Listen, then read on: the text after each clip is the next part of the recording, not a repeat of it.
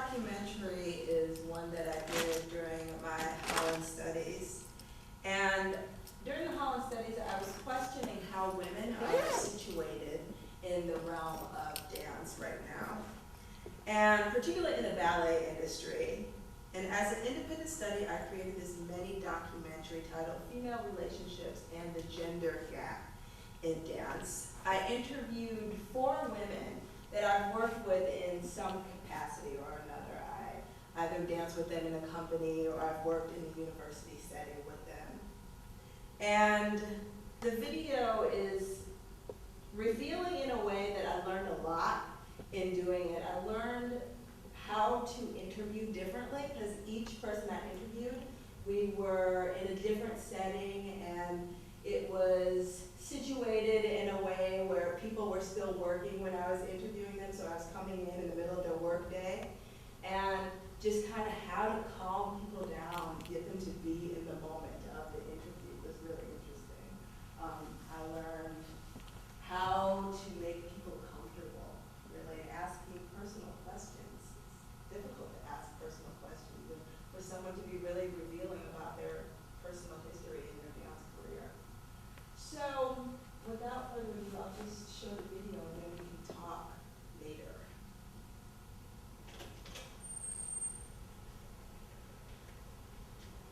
Hey, Gina. Hi.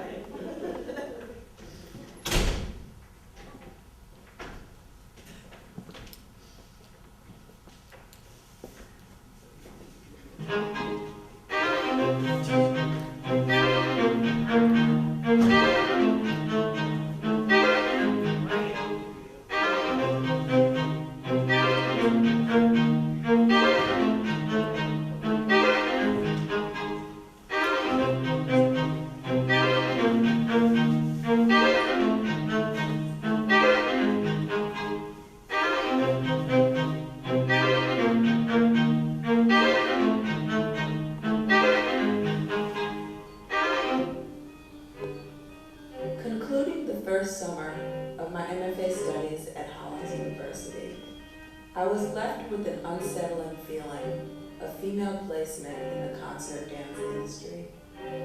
Women are numerically the dominant gender in the art form, but are disproportionately in subordinate positions. I interviewed 4 women.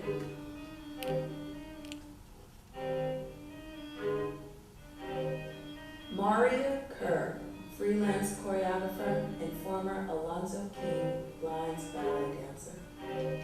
Stacy Calvert, former soloist of New York City Ballet and current faculty member at the University of South Carolina. Helen Pickett, freelance choreographer and former Frankfurt Ballet dancer. Virginia Johnson, former principal dancer, former editor of Point Magazine, and current artistic director of the Dance Theater of Harlem. My goal was to sit down with each woman and deconstruct some of the ideas around female relationships in the professional dance setting, as well as women surrendering power to men.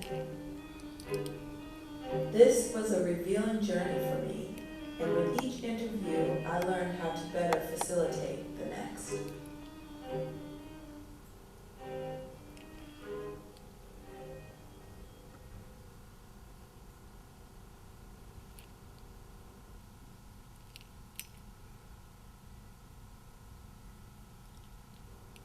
I think of myself as a lyrical dancer, like within Alonzo's work.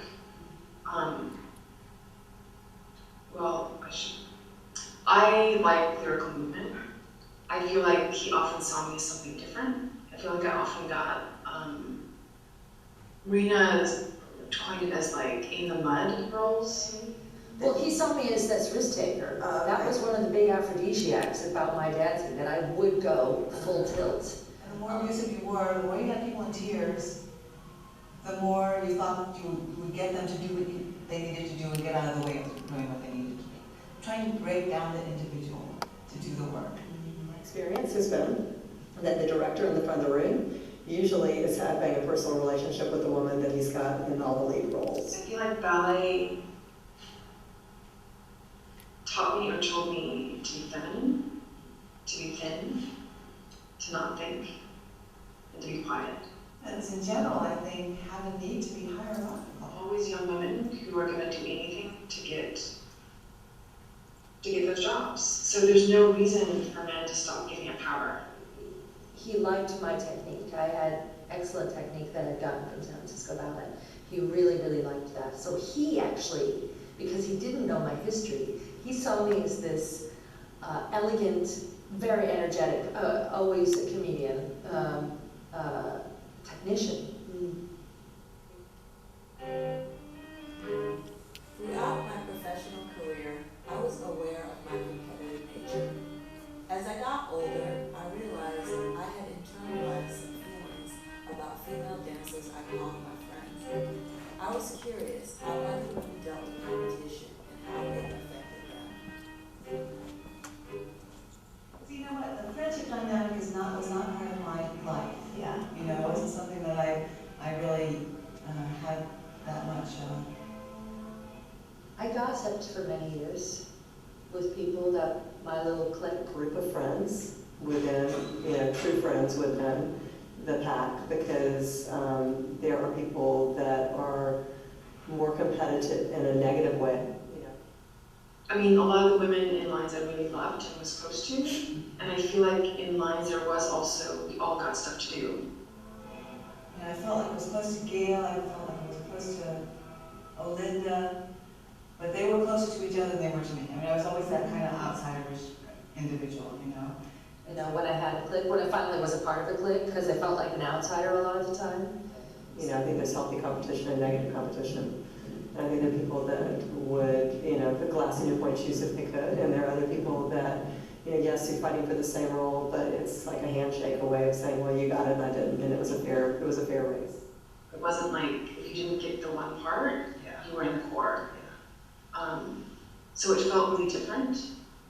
I mean, I definitely still felt jealous of like, oh, I wish I was doing that part instead of this part, or Alonzo likes her more than me, or... When I finally had a clique, I gossiped a lot, and then I realized how much that was hurting me. So a lot of this was like self-taught. Or I'd look at people I admired and see that they weren't talking at all about people. It didn't have to be that I was playing the game. I could just step into my own shoes and be who I was more comfortably.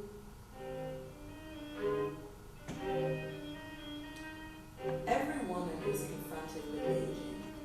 In dance, this happens often sooner than in most professions. As we watch the next generations make spaces for themselves, what is the internal dialogue we have, and how does that manifest itself physically? My favorite periods was, I must have been in my late 30s or maybe in my 40s when I started to see this generation of dancers come in, this young dancers come in who were just like really beautiful and really accomplished and really at home with the idea that they were ballet dancers.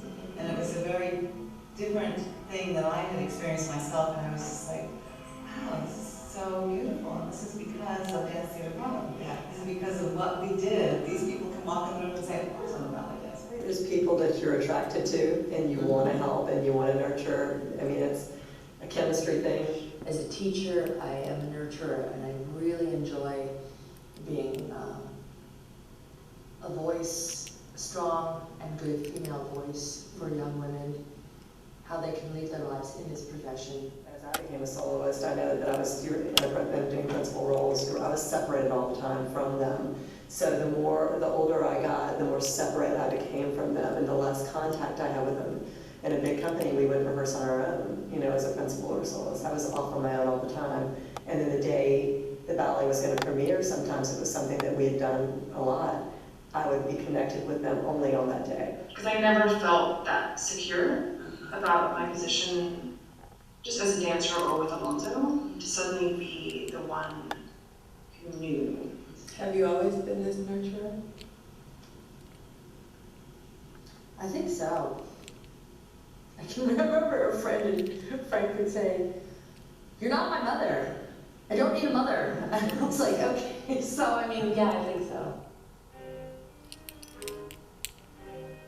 Every ballet company I danced with had hierarchical dressing room assignments that created division amongst the dancers.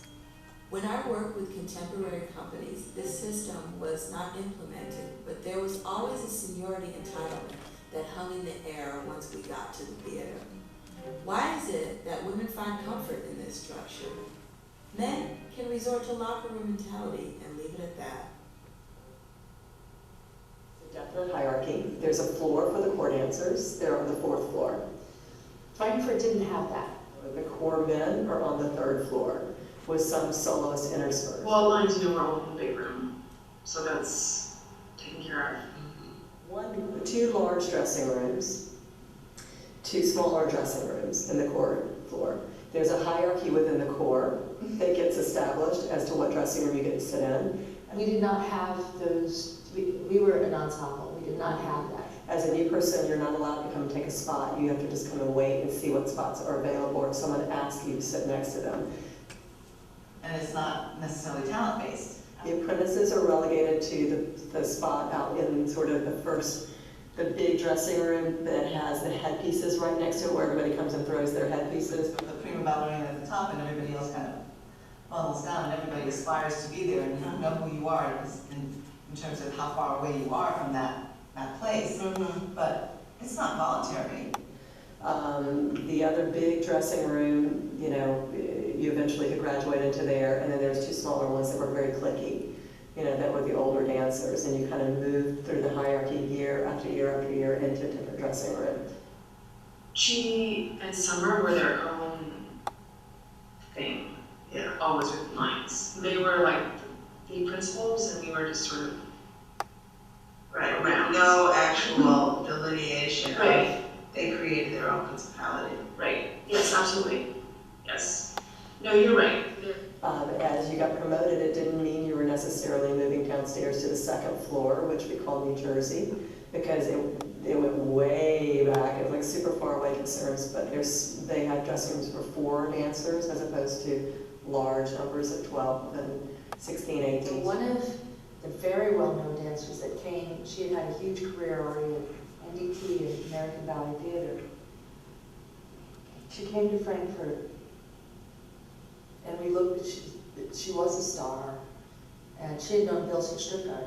Well, as a new soloist, usually if you were able to move downstairs, you would move to New Jersey, which would be the back dressing room that had 4 dancers in it.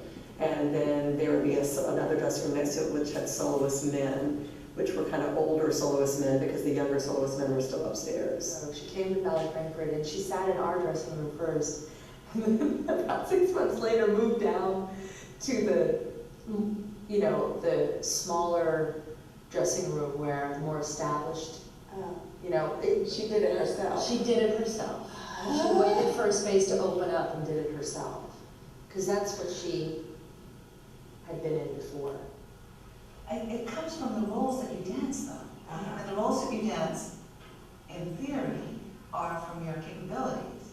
When I got promoted to soloist, I got lucky and got to move downstairs to a dressing room for 2 with the girl who was always dancing with. We had a dressing room together, and we had what would be considered now, and what is now, because I was just at the theater, a principal dressing room. I actually think 75% of the time is from your ability. Because ballet is so incredibly difficult and so incredibly visible if you can't cut the mustard, that you can't be a bad dancer at the top of the But they did not have their own restroom either. She had the whole Yeah, wall. 6 spots. Right. So she did have her own restroom.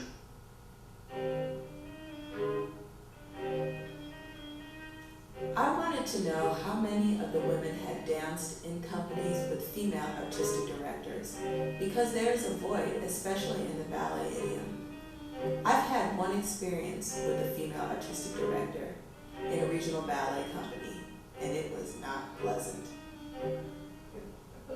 The director of the dance program in the university is still accepted far more than a director of a dance company. Yeah. I was probably 15 or 16 when I danced with Doris Jones and her partner Claire Haywood had the Capitol Ballet in Washington. It was an all-black company, and they invited me to come and perform with them. And so that's my only experience of dancing with a female director. Francie Russell and Kestel director.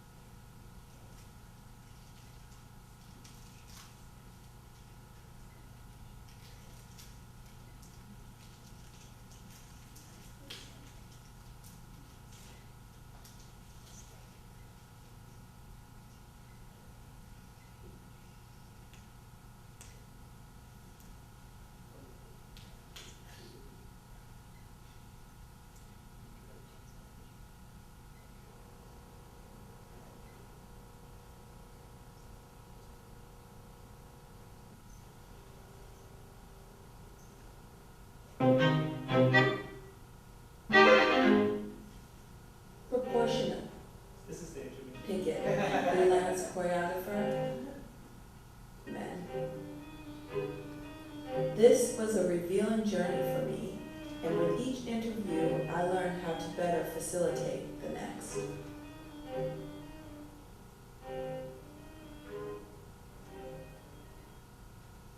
Men. Men. Pickett, freelance choreographer, and former Frankfurt Ballet.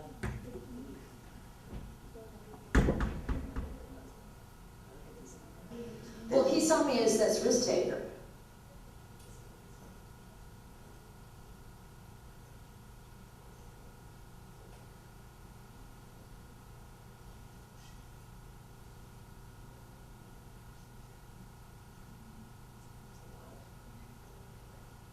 Dances. When I work,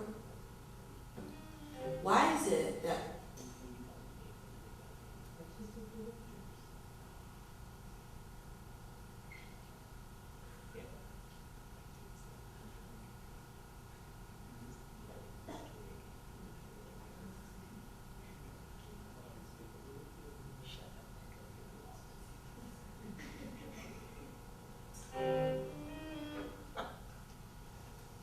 women to be in power position?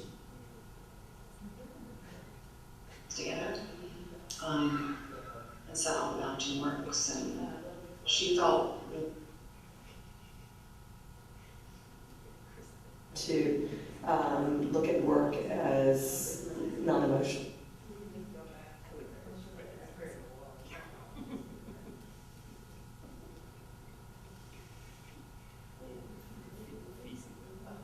In companies with female artistic directors, because there is a void, especially in the ballet idiom.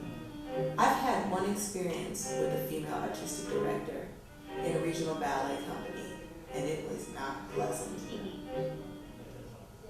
The director of the dance program in the university is still accepted far more in a director of a dance company. Yeah. I was probably 15 or 16 when I danced with Doris Jones and her partner Claire Haywood had the Capitol Ballet in Washington. It was an all-black company, and they invited me to come and perform with them. And so that's my only experience of dancing with a female director. Francie Russell and Kestel.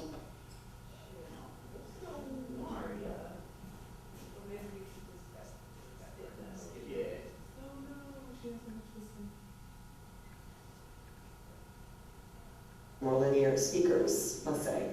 And as was said just a second ago in our conversation, they're allowed to be more linear. You know, I think women tend to be more nurturing and more circular, and have gray, or look at all gray areas, whereas men sometimes tend to be more black and white, and especially work is involved, you know. I can't say all men, you know, because that's a general, it's just a big generalization, but, and their voice tends to sound harsher, you know, and more direct, and they also tend to look at work as non-emotional sometimes. Not all men are very emotional about their work. I mean, they may be inside, but they don't present that way. So that comes across as a very top kind of attitude towards things, and very let's get the work done with, which is very effective and efficient, more efficient sometimes. Kent was the choreographer, and Francia feels like she did the sort of nuts and bolts, like really kept things together, and set all the mountain works, and she felt really like the glue. Is it possible for women to be in power positions and not use men as the model? We have seen the male territorial model numerous times in dance, and I believe we don't have to duplicate this dominance. There are just so many women that are ready to tear down and say terrible things about their fellow gender, and they are just fools because they are tearing themselves down at the same time. How do you support other women? I mean, what do you do? Do you create groups to support other women? They feel like they have more to lose because there are less slots. Less slots for us to fill. There are limited jobs out there. I mean, at Lions, all the programs are run by women. BFA, the training program, the summer program. I also think that possibly more women go into those fields because they feel like they don't have options to be choreographers or directors. I think it's a human trait. I do, unfortunately. Mine, It's mine, you can't have mine. You're a threat to me. Insecurity? I don't know, I think it's, could you imagine a world without territoriality?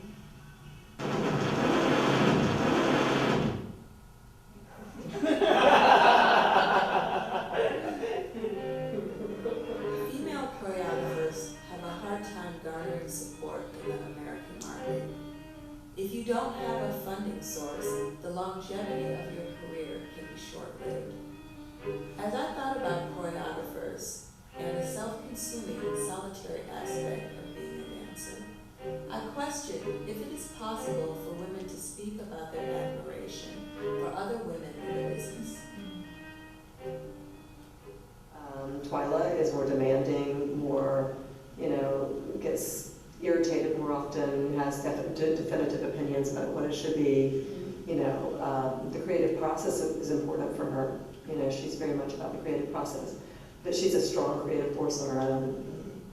I used to know it was old school. She was like, you can't do that step, and it looks terrible, and you're fat, and you're just, it was this kind of, it was all this, that era thing. This choreographer who I do respect, Katie Faulkner, is, she's mid-30s, because that's my truth. Does beautiful work. Much more in the modern camp, like she's a trained modern dancer. But yeah, I really respect her and her process. As a dancer, I only worked with Susan Marshall, believe it or not, in Frankfurt. I saw Victoria Morgan make a piece early on when I was a student in San Francisco. Like marrying some Carmen? Whoa. Amazing. Sylvia Waters. Lourdes Lopez. The women in dance that I know personally and admire.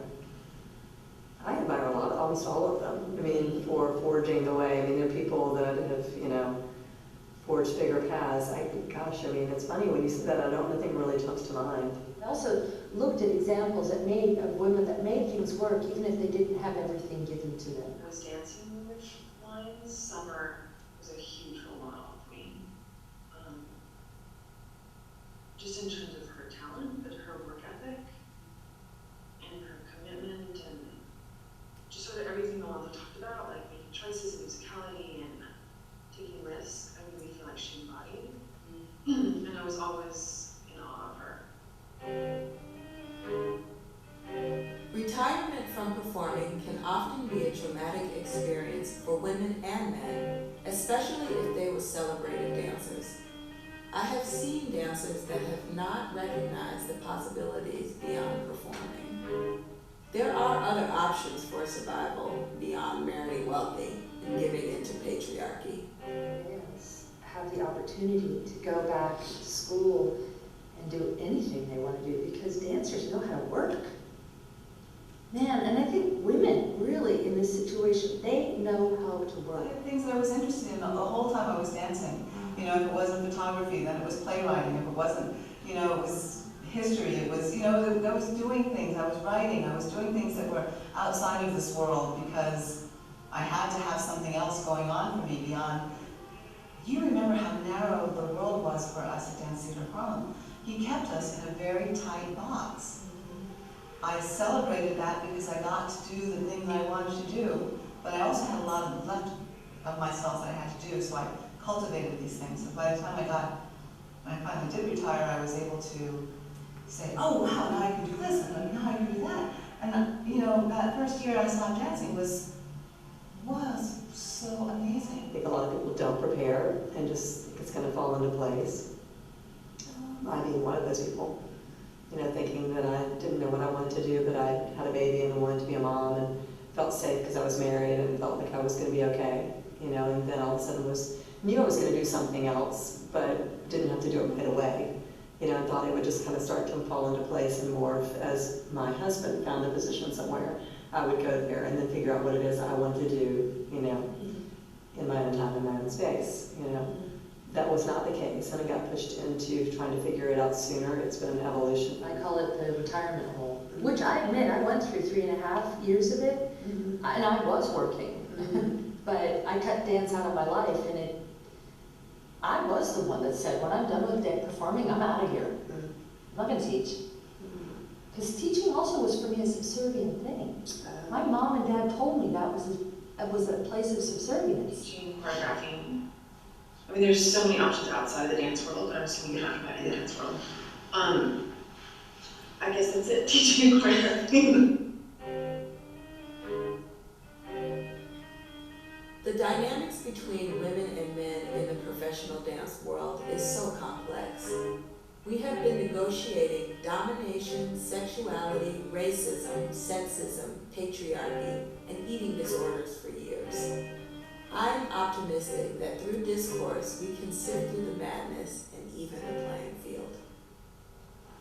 If you're expected to not eat, right, is it right there you've lost your power. Right. You have no energy to protest, Right.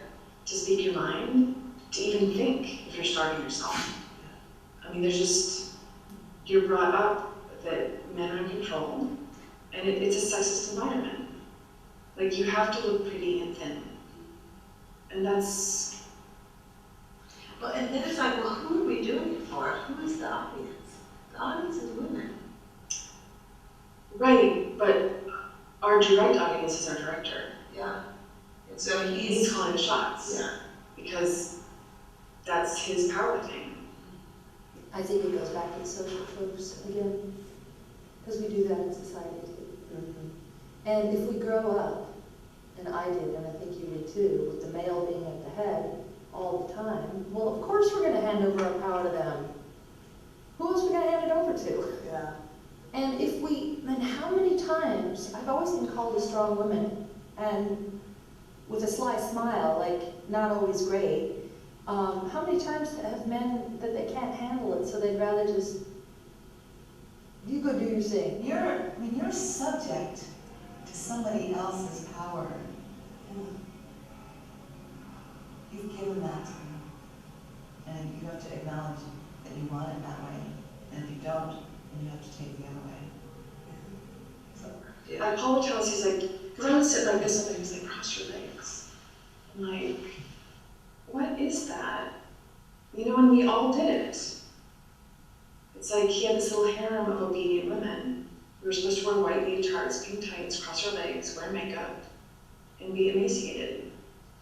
And an entire group of women did that. You know? Because we're so desperate to have the job, to be liked. I mean, I think there's a lot of father figure stuff that goes on with that. Yeah.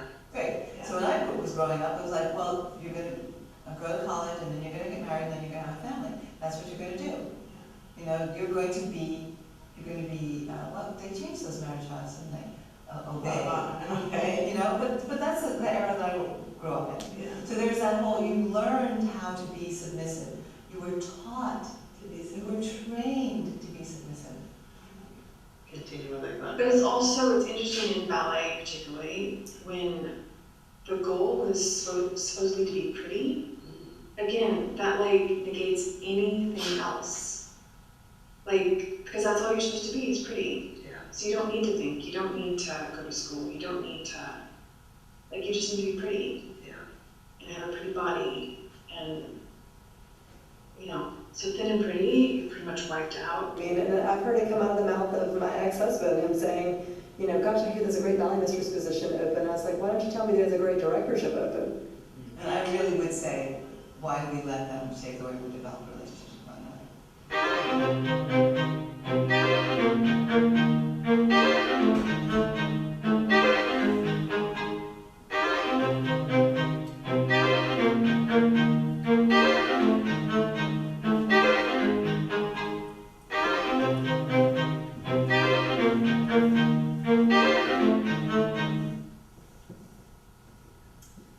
Okay, so, do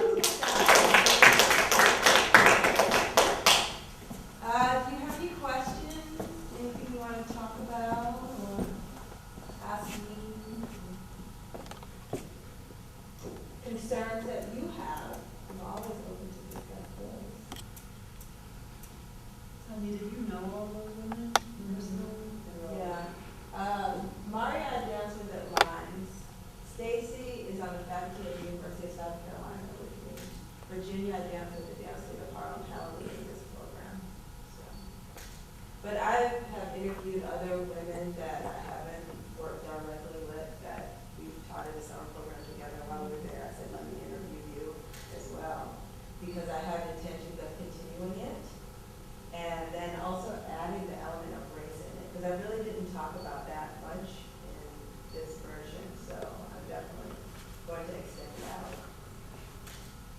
Have you talked to like maybe students or younger dancers, like I'm curious like what younger women feel like what they're like experiencing or thinking or?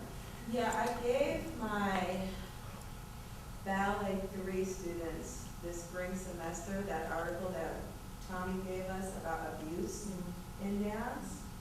And when I read their papers, I was just like in shock how they were justifying the abuse. And we got a lot of work to do when we go into the universities and we try to start teaching these kids, because they're coming from those environments where they have seen abuse and they think it's okay. And particularly boys, the boys really are like, well, that's just what happens, and you know, that's how you make good dancers. And you can't make good dancers unless they go through something. I was shocked. That's so interesting. So I've given my students that article too, and I have the same response. Like we had a male student come to us as a faculty and say he wanted us all to be like more like, for lack of a better word, right now hard ass on him. Like he wanted like that kind of pedagogy style from us. Like that's how he felt he could only afford. Like he wanted us to be more, train him more in that kind of fashion. So I did the same thing. It was very interesting to hear how so many students are still being taught in that kind of environment. Yeah, and then you look at your faculty too, and there are people on my faculty who are still abiding by all of those old school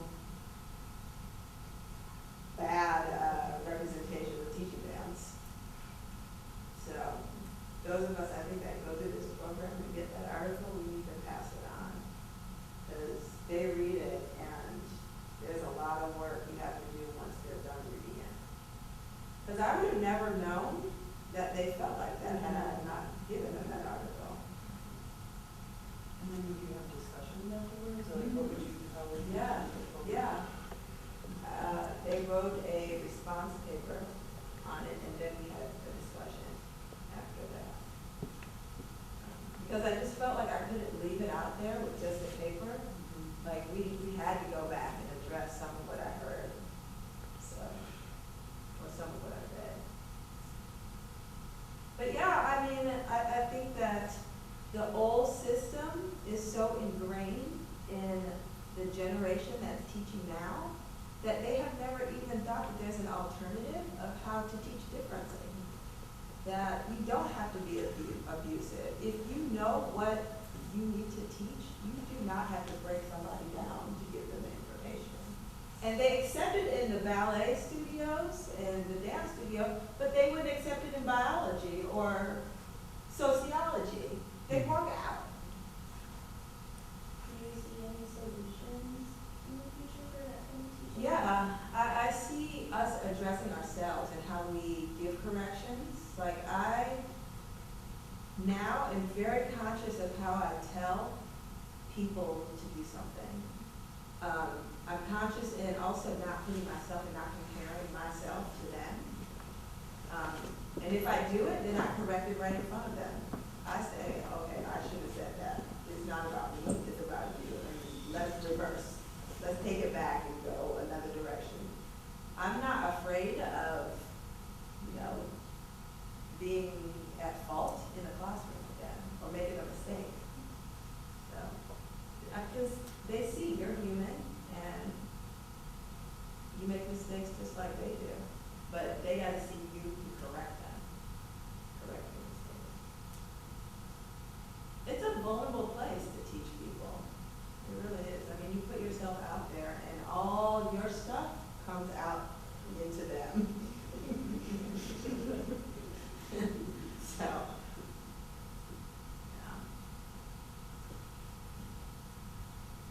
Anything else?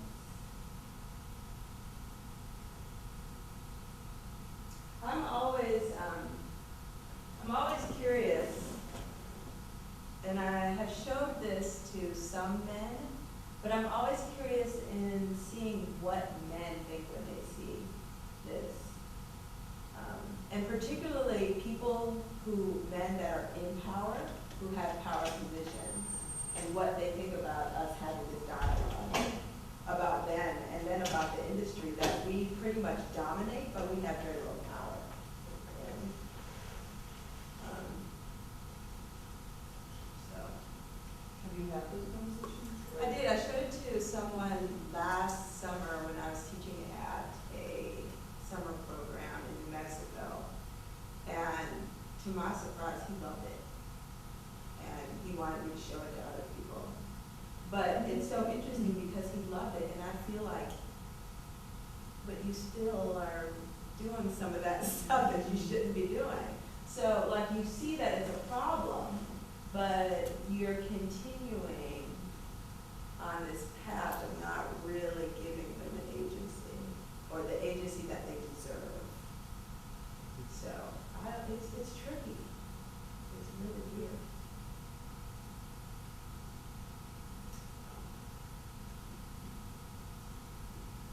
If people wanted to share this with their classes, would you be able to do that? Oh, absolutely. Yeah, absolutely.